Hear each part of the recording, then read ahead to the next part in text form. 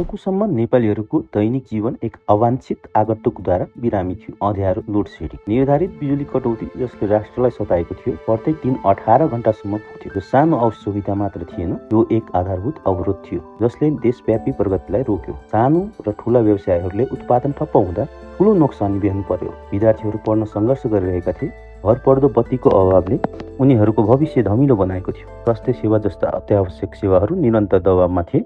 अपर्याप्त ब्याकअप जेनेरेटरहरूमा निर्भर थिए। व्याप्त अँध्यारोले अपराध फस्टाउन सक्ने वातावरण पनि सिर्जना गर्यो, जसले सम्पूर्ण राष्ट्रमा निराशा र अनिश्चितताको बादल छ। यो लामो समयसम्मको अँध्यारोको बीचमा एक नयाँ व्यक्तित्व देखा पर्यो जसले नेपालको लागि उज्जवल भविष्यको कल्पना गर्ने साहस गर्यो। उनको नाम थियो कुलमान घिसिङ। 25 नोभेम्बर 1970 मा पूर्वी नेपालको रामेछापको बेथान गाउँमा जन्मिएका कुलमान घिसिङको प्रारम्भिक वर्षहरू भूमि र यसका चुनौतीहरूसँग गहिरो रूपमा जोडिएका थिए। सेप्टेम्बर 2016 मा एउटा निर्णायक क्षण आयो जब मन्त्री परिषदको निर्णयले कुलमान घिसिङलाई नेपाल विद्युतीय प्राधिकरणको नेतृत्वमा पुर्यायो। उनले एउटा स्पष्ट र महत्त्वाकांक्षी उद्देश्यका साथ आफ्नो नयाँ भूमिका ग्रहण गरे। नेपाललाई लामो समयदेखि सताइरहेको गम्भीर लोड सेडिङलाई पूर्ण रूपमा उन्मूलन गर्ने।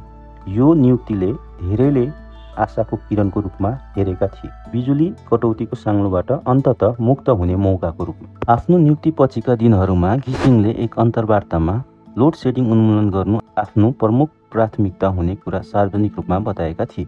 यो एक साहसिक बाचा थियो जुन दशकौंदेखि निरन्तर रहेको बिजुली कटौतीको गहिरो जरा गाडिएको इतिहासलाई ध्यानमा राख्दै आशावाद र पर्याप्त आशंकाको मिश्रणले स्वागत गरिएको थियो। घिसिङको यो विशाल चुनौतीप्रतिको प्रारम्भिक दृष्टिकोण दुई आधारभूत सिद्धान्तहरूमा केन्द्रित थियो: विद्यमान विद्युतीय आपूर्तिको समग्र व्यवस्थापनमा सुधार गर्ने र राष्ट्रका सबै क्षेत्रहरूमा विद्युतीयको निष्पक्ष वितरण सुनिश्चित गर्ने।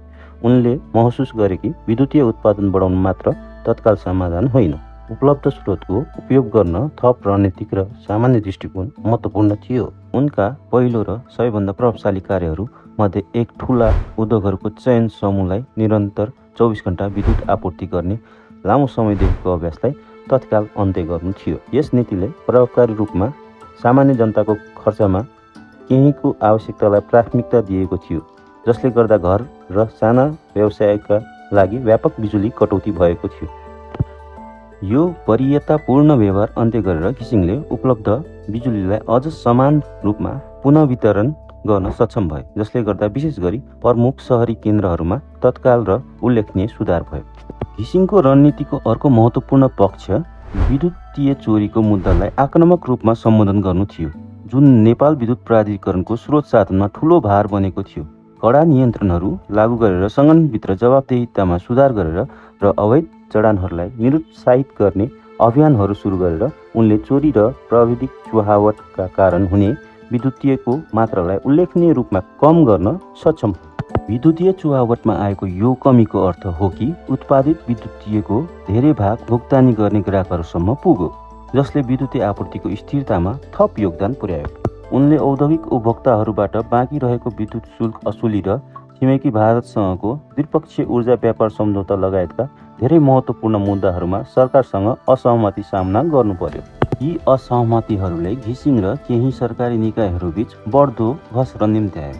हालै सार्वजनिक चर्चा र बहसको विषय बनेको घटनाक्रममा सरकारले कुलमान घिसिङलाई नेपाल विद्युत प्राधिकरणको प्रबन्ध निर्देशक पदबाट बर्खास्त गरिसकेको छ। मार्च 2025 मा गरिएको यो निर्णयले समाजका विभिन्न वर्गबाट कडा प्रतिक्रिया पाएको छ, जसले लोड सेडिङ सङ्कट अन्त्य गर्न घिसिङको योगदानप्रति धेरै नेपालीले गरेको गहिरो प्रशंसालाई उजागर गर्दछ। कुलमान घिसिङको विरासत केवल बिजुली उपलब्ध गराउने कुराभन्दा धेरै फरक छ। उनी आशाको शक्तिशाली प्रतीक र प्रभावकारी नेतृत्व र समर्पित सार्वजनिक सेवाको उत्कृष्ट उदाहरण बने। उनको कथाले स्पष्ट दृष्टिकोण, दृढ सङ्कल्प र जनताको आवश्यकतालाई सेवा गर्ने गहिरो प्रतिबद्धताका साथ असम्भव जस्ता देखिने चुनौतीहरू पनि पार गर्न सकिन्छ भन्ने कुरा प्रमाणित गर्यो। घिसिङको दृष्टिकोण, नवीनता, आफ्नो कार्यमा पारदर्शिताको प्रतिबद्धता र निर्णायक नेतृत्व शैलीद्वारा विशेषता थियो। यी गुणहरूले नेपालको ऊर्जा क्षेत्रको परिदृश्यलाई मात्र परिवर्तन गरेनन्, तर नेपाली जनतामा सम्भावना र आशावादको नयाँ भावना पनि जाग्यो। उनीहरूलाई सकारात्मक परिवर्तन वास्तवमै सम्भव छ भन्ने देखाउँदै थियो।